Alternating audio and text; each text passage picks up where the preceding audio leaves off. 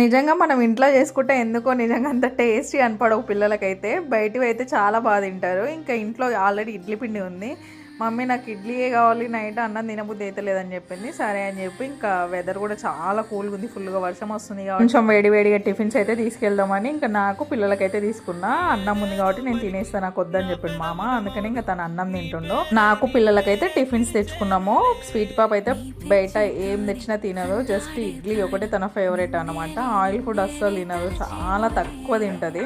ఇంకా నేను సాత్వికడ అయితే బోండా తెచ్చుకున్నాం. బోండాలు అయితే సగం మైదాపిండి వేసింది. ఆ మైదాపిండితో అయితే ఇక పిల్లలు బొమ్మలు చేసుకొని ఆడుకుంటారు తిన్న తర్వాత. మామ అయితే తినేసిండు. తినేసి మళ్ళీ మా ముందు అయితే విచిత్రాలు చేయడం స్టార్ట్ చేసిండు. ఇంకా పిల్లలు నవ్వుతూ ఉంటే కొంచెం ఇంకా ఎక్కువ వేసాడు అనమాట.